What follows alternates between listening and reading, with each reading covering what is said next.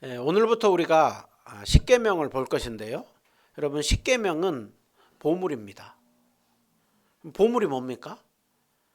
우리에게 있어서 가장 소중하고 귀하고 가치 있게 여기는 것을 우리는 보물이라고 하죠. 우리는 각자마다의 보물이 있습니다. 그 보물이 사람일 수도 있고 어떤 물건일 수도 있고 어떤 또 일일 수도 있고 어떤 고백일 수도 있습니다. 사람마다의 각자 보물이 다른데 우리 기독교인들에게 공통적으로 아주 귀한 그 보물이 있습니다. 그것을 기독교인의 3대 보물이라고 하는데요. 그 3대 보물이 뭐냐? 바로 사도신경, 주기도문, 십계명입니다. 사도신경은 그리스도인들은 무엇을 믿습니까? 라고 했을 때 그리스도인은 이것을 믿습니다 하고 알려주는 것이 사도신경입니다. 그리스도인은 무엇을 소원하며 삽니까? 했을 때 우리는 이것을 소원하며 삽니다 하고 알려주는 것이 주기도문입니다. 그러면 구원받은 백성은 어떻게 삽니까? 어떻게 살아야 됩니까? 했을 때 그것을 알려주는 것이 십계명입니다. 그래서 십계명을 그리스도인의 도덕법이다라고 얘기를 합니다. 근데 이 십계명을 또 이 세 가지 3대 보문을 다른 말로 바꿔보면요, 사도신경은 우리의 믿음을, 주기도문은 우리의 소망을, 십계명은 사랑. 그래서 사도신경은 우리가 믿는 바를 고백하는 것이고요, 주기도문은 우리가 소망하는 것을 기도하는 것입니다. 십계명은 우리가 사랑을 해야 되는데 이것을 행동으로 실천하는 것, 이것이 십계명입니다. 이것은 3대 보물이라고 하고요. 우리 신앙의 선배들은 자녀들에게 신앙에 대해서 가르치고 성경의 내용을 가르칠 때 제일 집중적으로 가르쳤고 반복해서 가르쳤고 핵심적으로 가르쳤던 것이 사도신경, 주기도문, 십계명이었어요. 성경에 많은 내용이 있지만 성경의 많은 내용을 압축적으로 핵심적으로 가르쳐 줄 때 사도신경, 주기도문, 십계명, 이 세 가지가 굉장히 중요하다라는 거예요. 이 세 가지를 알면 우리는 이것을 믿고 살구나. 이거를 우리는 소원하면서 이것을 소원하며 살아야 되는구나. 그리고 이것을 삶으로 행동하며 살아야 되는구나. 이것을 압니다. 그렇기 때문에 우리도 이것이 잘 가르쳐져야 돼요. 안타까운 건 뭡니까? 교회 안에서 이것을 잘 가르치지 않는 것이 문제입니다.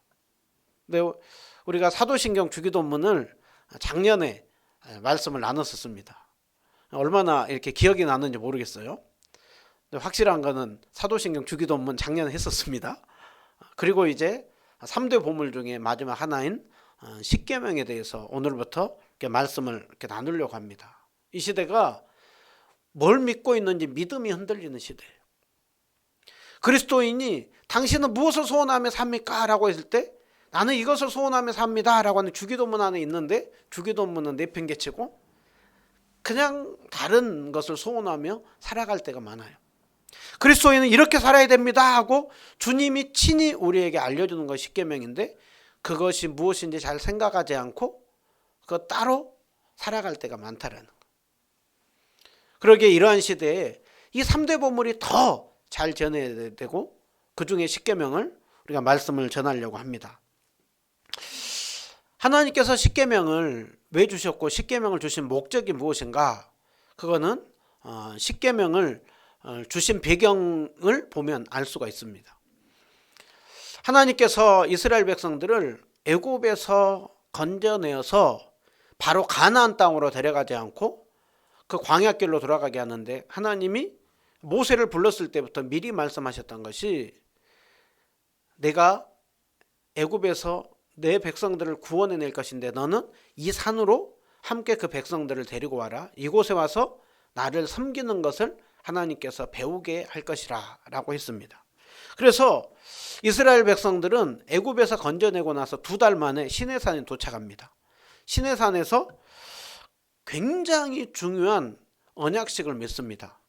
마치 남녀가 만나서 굉장히 중요한 결혼식을 하듯이 하나님께서 이스라엘 백성들과 시내산에서 굉장히 중요한 그 언약식을 맺습니다. 그러면서 하나님께서 그들에게 말씀하는 것이 세계가 다 내게 속해 있는데 내가 너희들을 특별히 선택하여 세웠다. 너희들이 내 말을 잘 듣고 내 언약을 지키면 너희들은 내 소유가 될 것이고 너희들은 제사장 나라가 될 것이고 너희들은 거룩한 백성이 될 것이라. 정말 우리 남녀가 만나가지고 결혼할 때 많은 사람이 있지만 특별히 한 사람을 선택하잖아요. 그것처럼 하나님은 수많은 나라, 수많은 백성들이 있는데 하나님은 그 중에 특별히 이스라엘 백성을 주님께서 내 소유고 내 백성이고 제사장 나라로 삼으라라고 했어요. 여러분, 남녀가 결혼하기 전에는 각각 자기 생각 가지고 살지만 결혼하고 나면 부부가 되죠. 부부가 되고 나면은 이전과는 이제 전혀 다른 방식으로 살아가야 되는 것이죠. 그것처럼 하나님께서 이스라엘 백성과 특별한 관계가 되었으니 이스라엘 백성들도 이제는 특별한 이전과는 다른 방식으로 살아가야 됩니다. 그래서 하나님이 이전과는 다르게 살아가야 된다 하고 알려주는 것이 율법입니다. 여러분, 부부 사이에 결혼하고 나면 부부법이라는 게 있잖아요. 총각처럼 처녀처럼 그때처럼 똑같이 살면 안 되잖아요. 부부가 됐으면 이제 부부에 합당하게 살아가야 돼요. 그래서 그 부부법이라고 하는 것이 이게 보이지 않게 있죠. 우리나라에는 우리나라 백성답게 살기 위해서 있는 법, 그것을 뭐라고 합니까? 헌법이라고 하잖아요. 하나님 백성은 하나님 백성답게 살기 위하여서 주신 법, 그것이 바로 율법이다라고 하고 있는 것입니다. 그러니까 그 율법은 하나님 백성이 이제는 이렇게 살아가야 된다, 그것을 알려주는데 그 율법의 많은 내용을 전체적으로 압축해서 담고 있는 것이 바로 십계명입니다. 그래서 십계명의 내용을 알고 십계명 항목 하나하나가 이런 내용이구나, 그것을 잘 알고 나면 하나님 백성은 이렇게 살아가야 되는구나, 이렇게 사는 거는 죄악이구나, 이렇게 사는 거 하나님이 기뻐하는구나, 그것을 잘 알게 됩니다.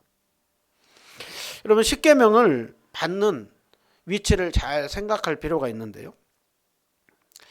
우리가 십계명을 안 지키면 구원 받습니까? 못 받습니까? 네, 십계명을 안 지켜도 구원 받죠. 그러면은 구원 받았으니까 십계명을 안 지켜도 상관이 없습니까? 십계명을 안 지키면 어떻게 될까요? 십계명을 안 지키면 구원받은 백성다운 모습이 안 나타나는 것입니다. 십계명을 받는 위치를 잘 이렇게 보시면은요, 하나님께서 이스라엘 백성들을 애굽에서 있을 때 십계명을 줬습니까? 아니면은 애굽에서 건져내고 난 이후에 줬습니까? 건져내고 난 이후에 준 것이죠. 마치 이스라엘 백성들이 애굽에서 나온 것을 성경에서는 뭐라고 하고 있느냐? 그것이 바로 구원이라 하라는 거예요. 신학적으로 보면 고린도전서 10장 1절에 보면 우리 조상들이 구름 아래에서 바다 가운데로 지나면서 홍해 광야길을 통과하고 지나갔는데 그것을 영적으로는 세례를 받았다, 구원받았다라는 거예요.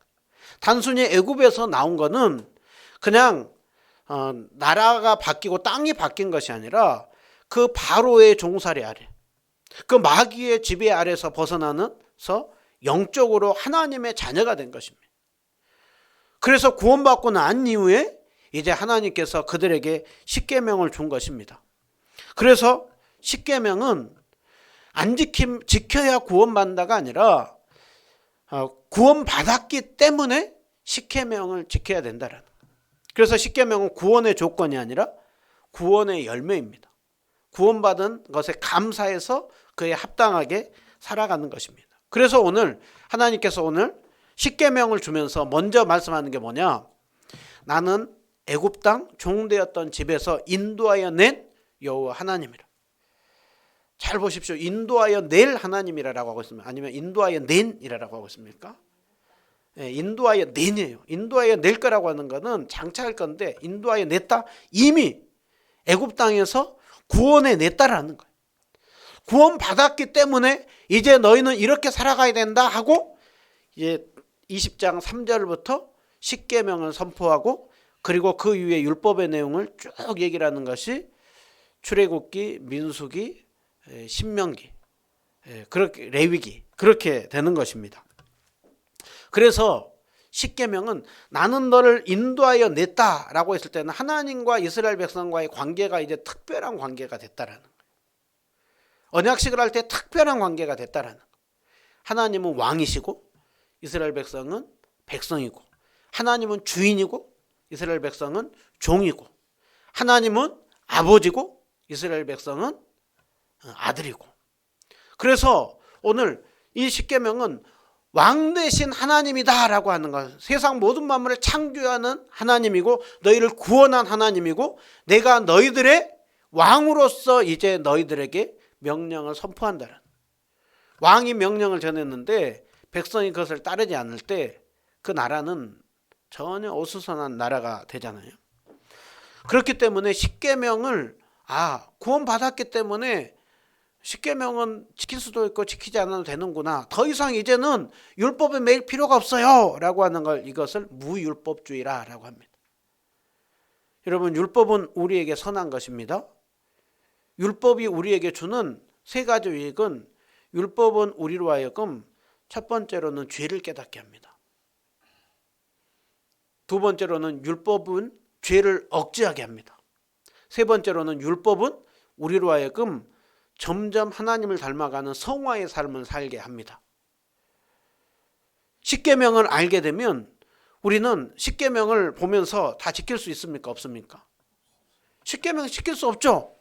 그러면은 우리가 십계명을 볼 때마다 누구를 생각하게 되냐면, 예수님.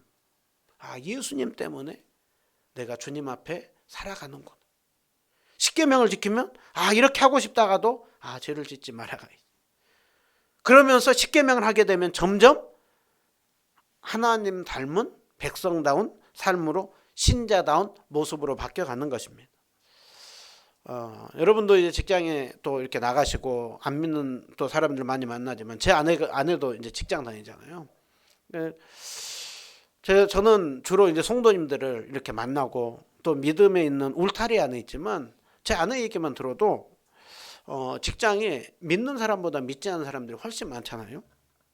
그런데 그들을 만나고 얘기하는 것을 들어보면 우리 기독교인들에 대해서 참 얼마나 많이 오해하고 있고 잘못 알고 있고, 그런 부분들이 얼마나 많은지를 제 아내의 얘기를 들으면서 더 많이 이렇게 실감을 합니다. 그럼 많은 사람들은 교회가 목사 것인 줄 알죠. 헌금 들어온 거 다 목사 주머니로 들어가는 줄 알아요. 어떤 분들은, 많은 분들이 목사님들은 다 부자인 줄 안대요. 다 이렇게 양복 입고 넥타이 메고 앞에 서 있으니까 다 부자인 줄 알아요.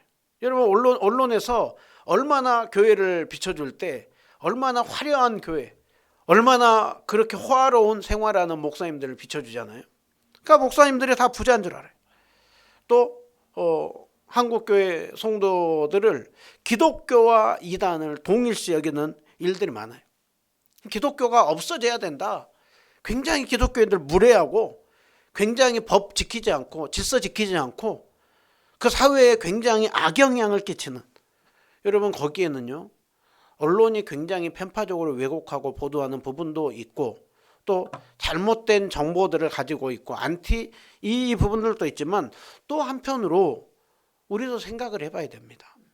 윤리적으로 얼마나 우리가 믿는 백성다운 모습을 보여주고 있는가.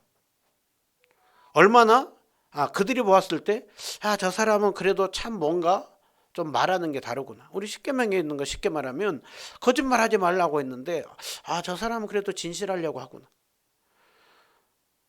또 남의 것을 도적질하지 말라고 했는데 저 사람은 그래도 남의 거 그렇게 훔치려고 하지 않구나. 여러분, 기본적인 것만 하더라도 우리가 그렇게 욕먹지 않아요. 그런데 십계명은 훨씬 깊습니다. 십계명을 제가 딱 한 계명 한 계명씩 이번에는 이렇게 할 것인데요. 십계명을 다 풀었으면 우리가 살아가는 모든 것이 다 이 십계명에 해당이 돼요. 그런데 이번에는 그 한 계명 한 계명만 풀어가겠지만, 그렇기 때문에 우리가 기본적인 그 원리 자체로라도 우리가 잘 알아야 돼요. 그것을 알아갈 때 우리는 큰 차이가 나는 것이죠.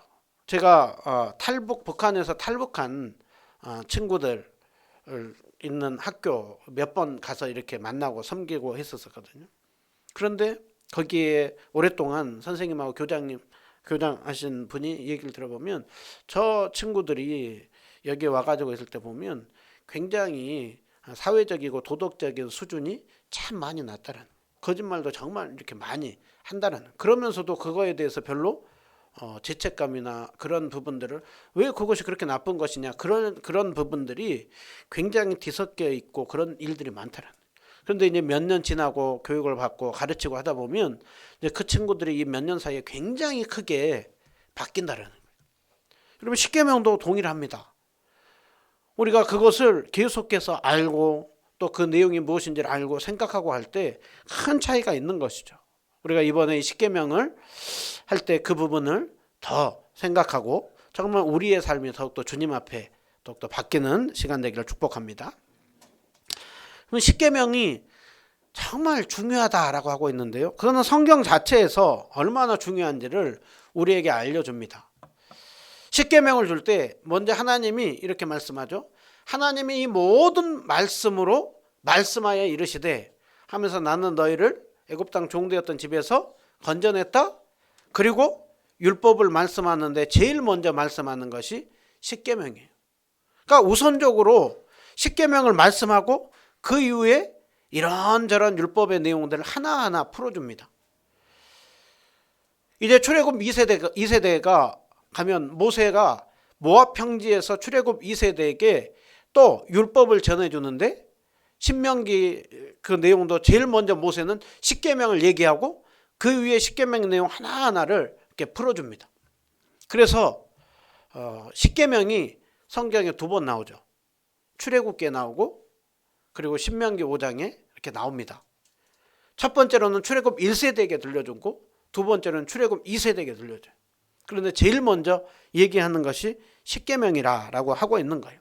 그러니까 그 많은 율법이 있지만 먼저 얘기하는 거, 거기서부터가 십계명이 우리에게 중요함을 얘기를 해주는 것이고요.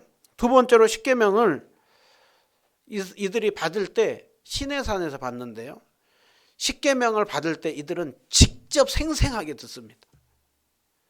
십계명을 받을 때 어떤 상황에서 그들이 받느냐 보면, 하나님께서 모세에게 너희는 오늘과 내일 너희를 성결하게 하고 옷을 빨고 그 다음에 준비해라. 3일째가 되었을 때 내가 너희들에게 임질 것이니 너희들 그때 기다려라. 그리고 하나님께서 이스라엘 백성들이 시내산에서 주위로 쫙 모여 있을 때 하나님이 친히 임재하는데 어떻게 임재합니까? 우레와 번개와 빽빽한 구름 산 위에 있고 나팔 소리가 매우 크게 들렸더라. 그리고 시내산이 흔들리고 진동하는 거예요. 그러니까 모든 백성들이 다 떨었어요. 우리가 어디 법원이나 그런 데 가면 굉장히 엄숙함 속에서 재판이 진행이 되잖아요.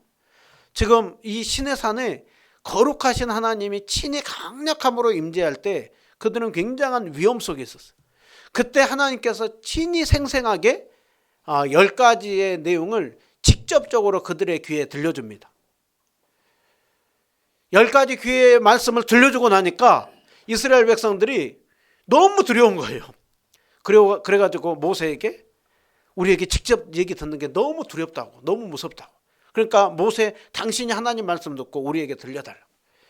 그래서 그 이후부터 율법은 모세를 통하여서 하나님 이스라엘 백성들에게 줍니다. 그런데 이 10계명은 어떻게 된다고요? 직접 들은 거예요. 이스라엘 백성들이 그 현장에서 생생하게. 얼마나 하나님이 중요한지를 그들에게 직접 다이렉트로 말씀해 준 거예요. 그러니까 얼마나 십계명이 중요한지를 우리에게 알려주고 있는 것이죠. 또 하나님께서 모든 말씀은 다 모세를 통해서 줍니다. 그런데 십계명은 하나님이 직접 새겨줘요. 돌판에. 그래서 10개의 말씀을 하나님이 돌판에 이렇게 새겨주는데요. 직접 새겨줍니다. 제가 십계명을 준비하면서 이번에 십계회라는 이렇게 영화를 봤거든요. 십계 영화 한 3시간 40분 돼요.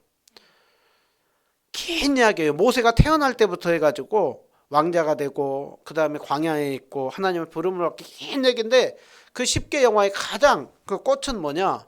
바로 하나님 앞에 그들이 돌판을 받고 그리고 그 율법을 전하는 그 내용이에요.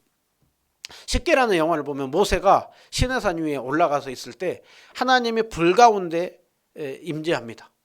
그리고 그 바위에 불이 쫙 나가지고 10계명 두 돌판을 쫙 새기고 모세에게 딱 줘요. 그러니까 모세가 시내산에서 두 돌판을 받고 있을 때 이스라엘 백성들은 뭐하고 있었느냐? 40일 동안 모세가 보이지 않으니까 그 아래서 금송아지 만들고 막 이전과 같이 이렇게 하고 있어요. 모세가 가지고 와가지고 10개에서 가장 그 꽃은 그 가지고 온 두 돌판을 가지고 금송아지에게 확 던져버립니다.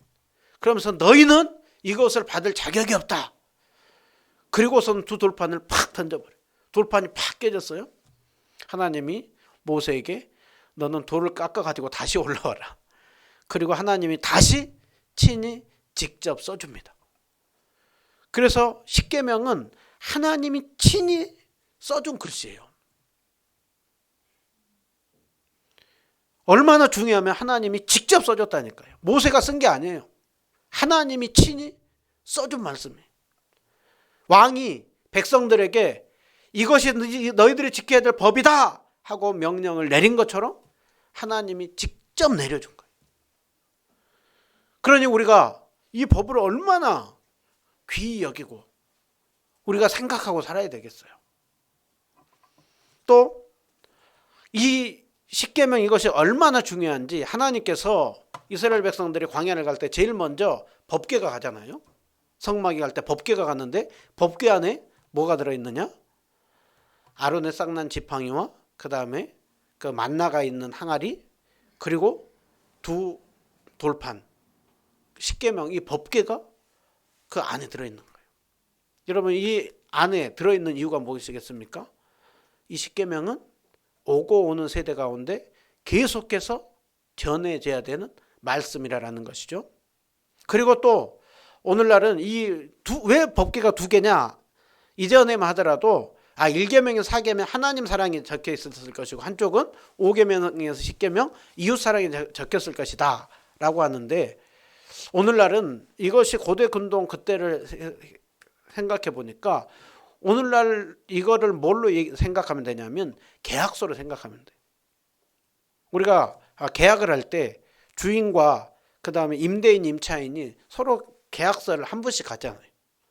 그러니까 이거는 하나님과 이스라엘 백성 사이에 서로 계약식이 맺어지고 계약서를 쓴 거예요. 그리고 하나님께서는 나는 이 계명에 나와 있는 대로 너희를 통치하겠다. 너희들은 이 계명에 나와 있는 대로 살아야 된다. 라고 하는 것이 두 개가 계약식으로 있는 것이죠. 그래서 왕의 백성으로서 그들은 왕을 이신 하나님을 섬기며 살아가야 하는 것입니다. 십계명의 내용과 정신은 우리가 많이 들었지만 1계명이나 4계명은 하나님 사랑에 대해서 알려주죠. 하나님을 어떻게 섬기며 살아가야 되는가 그것이 1계명이나 4계명에 알려줍니다. 5계명에서 10계명은 우리가 이웃을 어떻게 섬기고 사랑하고 살아야 되는가 그것을 알려주죠. 예수님께서는 이 율법이 무엇을 얘기를 합니까? 라고 했을 때 딱 두 개다. 뭐라고 했습니까? 하나님을 사랑하고 내 이웃을 사랑하라. 이 두 것을 하면 온 율법과 선지자의 강령이니라. 이것을 아는 사도 바울은 한 개로 또 줄입니다. 사랑은 온 율법의 완성이다. 그러니까 사랑하면 하나님을 사랑하고 이웃을 사랑하면 율법을 다 지킨 거라는. 그래서 십계명은 율법은 하나님께서 우리를 괴롭히기 위해서 주는 것이 아니고 우리를 사랑해서 준 것입니다. 십계명을 어떻게 하면 지킬 수 있다고요? 하나님 사랑하면 십계명을 지킬 수가 있어요. 우리가 이웃을 사랑하려고 하면 십계명을 지키는 거예요. 반대로 우리가 하나님을 섬기지 않고 사랑하지 않고 이웃을 섬기거나 사랑하는 것을 안 할 때 십계명이 어긋난 것이죠. 그래서 우리는 이 십계명을 배울 때 무엇이 더 커져야 되느냐? 하나님 사랑이 더 커져야 돼요. 이웃사랑이 더 커져야 돼요. 근데 이 십계명을 잘못하면 거 봐라!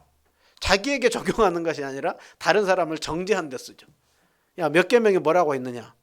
근데 네가 그러고서도 하나님 백성이라고 생각하냐? 여러분, 십계명은 다른 사람에게 준 것이 아니라 우리 자신에게 준 거예요.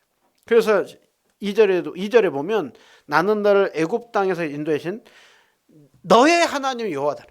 우리의 하나님 여호와가 아니라 너 한 사람 한 사람의 여호와라는 거예요. 그러니까 하나님께서 우리 한 사람 한 사람 가운데 친히 주신 말씀이라는. 근데 그것을 왜 다른 사람에게 적용해요? 자신에게 적용해야죠. 그래서 우리에게 있어서 이거를 십계명을 알면서 내 마음이 더 하나님 사랑, 이웃 사랑이 커진다 그러면 십계명 잘 배운 거예요.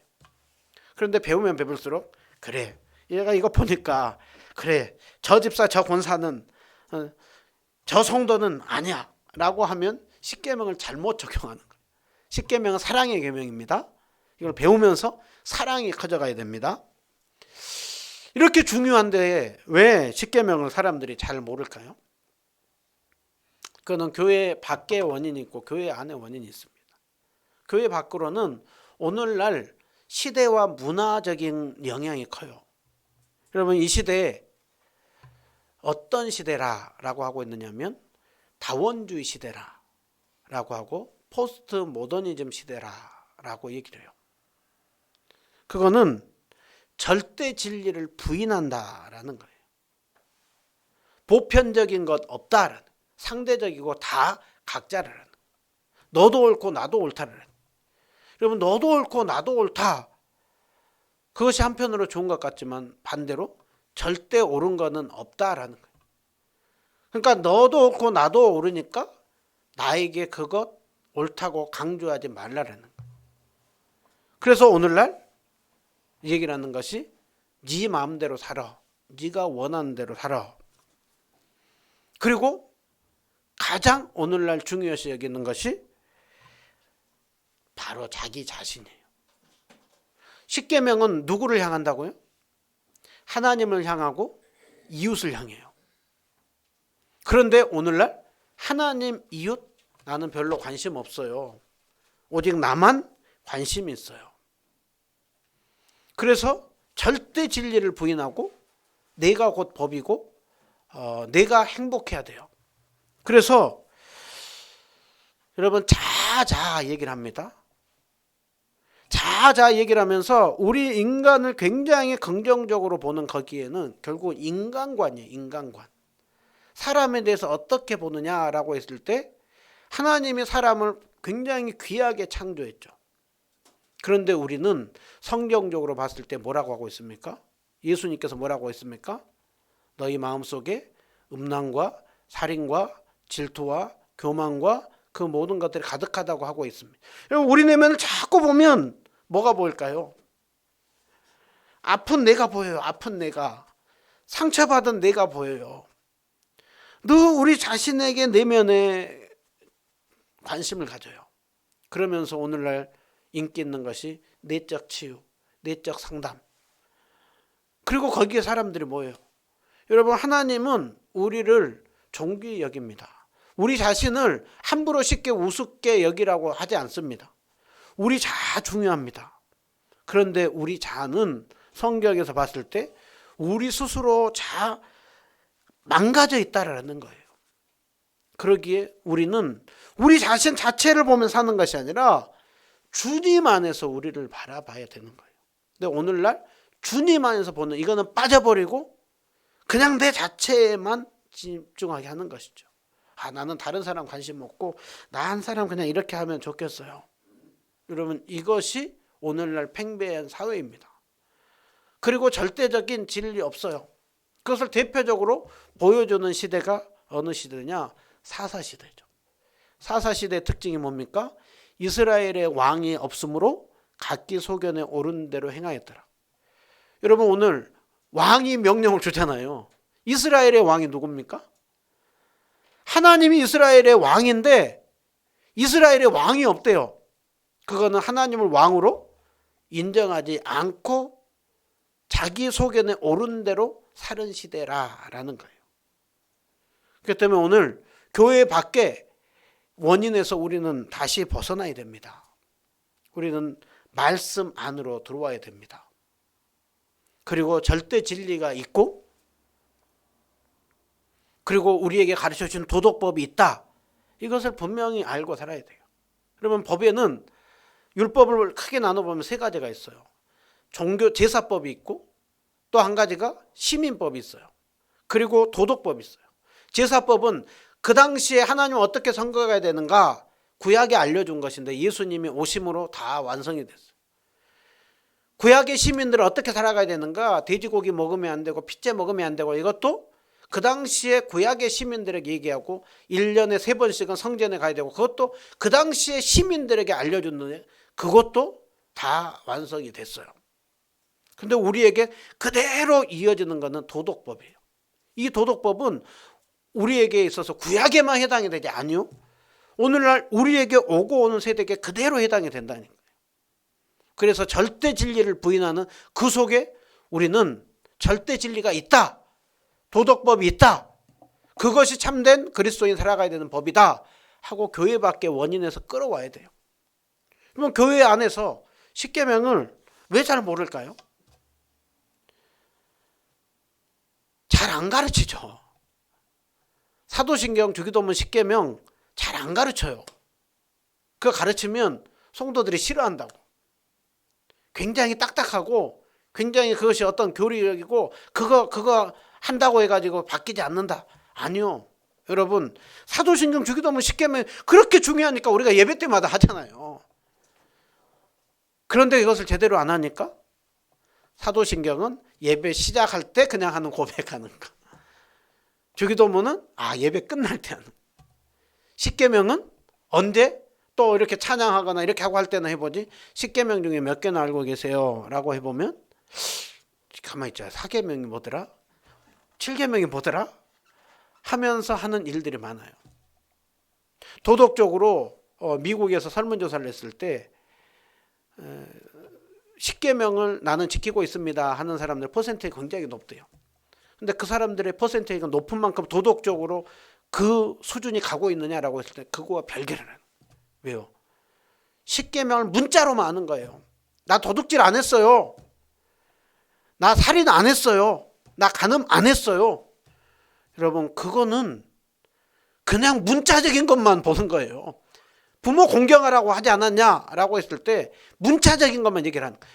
어떤 의미를 담고 있는지를 알아야 되는 거예요. 근데 그것을 모르니까 자기는 살인 안 했으니까 나는 지키고 있다고. 나는 간음 안 했으니까 나는 그걸 지키고 있다고. 큰 착각입니다. 십계명은 하나하나 속에 모든 것이 어마어마한, 마치 고구마 딱 그 하나 뿌리를 뽑으면 줄기가 쭉 따라 나오듯이 많은 것을 담고 있습니다. 그렇기 때문에 우리가 그 부분을 알아야 돼요. 여러분, 오늘날 교회 안에서 말씀이 잘 안 가르쳐져요. 예전에 우리 신앙의 선배들 모임에 항상 뭐 했습니까? 말씀 사경이었어요. 말씀 사경에. 그것이 부흥의 원동력이었어요. 그런데 그것보다는 함께 침묵하고 교제하는, 여러분, 침묵 교제는 말씀 안에서 영적인 침묵이고 교제인 것이지 세상적인 침묵과 교제 아닌 것이죠. 마지막으로 우리가 십계명을 지켜야 되는 이유를 생각을 해보면요, 당연히 구원받은 하나님의 백성의 삶으로서 준 도덕법이니까 지켜야 되는. 학교에도 규칙이라는 게 있잖아요. 나라에도 헌법이 있어요. 그럼 하나님이 우리에게 주신 그 법이 있으니 우리가 그 법을 잘 알고 날마다 그 기준에 맞추어서 해볼 때 우리가 그에 맞는 삶이 되는 것이죠. 근데 우리 지우가 학교에 보통 애들이 9시 시작하잖아요. 근데 8시 50분까지 가야 돼요. 그 8시 50분 넘어서 1분, 2분 늦는다. 그러면 그 늦은 만큼 남아가지고 조금 이렇게 청소를 하거나 시간 보내다가 와야 돼. 그러니까 그 시간까지 가는 거예요. 그러니까 그 규칙이라고 하는 거는 괴롭히기 위해서가 아니라 미리 와가지고 준비하도록 하기 위해서 선생님이 한 것이죠. 근데 선생님이 왜 이렇게 귀찮게 우리를 이렇게 저기 하고 속박하고 하느냐? 아니, 선생님 속박하기 위해서가 아니라 생각해서 아이들을 미리 와서 준비하도록 하기 위한 규칙인 것이죠. 그러면 십계명은 하나님의 백성으로서 살아가는 수준을 끌어올리기 위한 그 법입니다. 그렇기 때문에 우리는 마땅히 그렇게 살아가야 되는 것이죠. 또 십계명을 지켜야 되는 아주 중요한 이유 중에 하나가 십계명을 잘 지키며 살 때 우리 이웃들에게 복음이 전해지는 거예요. 십계명의 핵심이 뭐라고 있습니까? 하나님 사랑, 이웃 사랑이라고 했잖아요. 그러니까 우리가 십계명을 잘 지키면 우리는 하나님을 존중하고 이웃을 존중하게 돼 있어요. 지금은 이제 소천하신 팀 켈러 목사님이라는 분이 이제 굉장히 유명한 분인데요. 일과 영성에 대한 그 부분에서 책을 쓰고 그러면서 기독교인들은 세상에 나가서 따로 무엇인가 특별하게 뭔가 어떤 행동으로 보여줄 필요가 없고 성경에서 알려준 대로 잘 살아가고 그러면 다른 사람에게 저절로 선한 영향력이 흘러가게 되어 있다라고. 성경에서 뭐라고 있습니까? 거짓말하지 말라고 하잖아요. 또 도적질하지 말라고 하잖아요. 이러면 오늘날 내 유익이 되기 위해서 거짓말하고 그것이 너무나도 당연시되는 시대잖아요. 어떻게든 남의 것을 내 것으로 만들려고 하는 시대잖아요. 그런 속에서 우리가 최대한 거짓말 안 하려고 하고 진실하려고 하고 또 도적질하지 않고 우리가 있는 것에 자족하고 만족하며 살아갈 그렇게만 하더라도 기본적으로만 보여줘도 야, 저 사람은 그래도 뭔가 다르구나. 그런데 기독교인들에게 뭔가 좀 오해를 하고 있었구나. 그러면 예수님께서 그 백성들을 보아두고 산 위에서 말씀하잖아요. 구약에서 시내산에서 산 위에서 왕으로서 명령하듯이 예수님이 산 위에서 말씀하셨습니다. 말씀하시면서 하신 말씀 무엇입니까?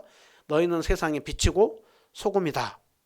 그러면서 너희 착한 행실을 보고 아버지께 영광을 돌리게 하라.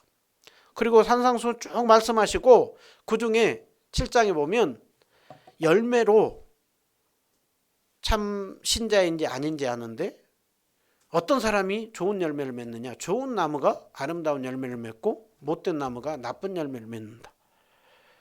그러니까 우리가 좋은 열매 맺읍시다.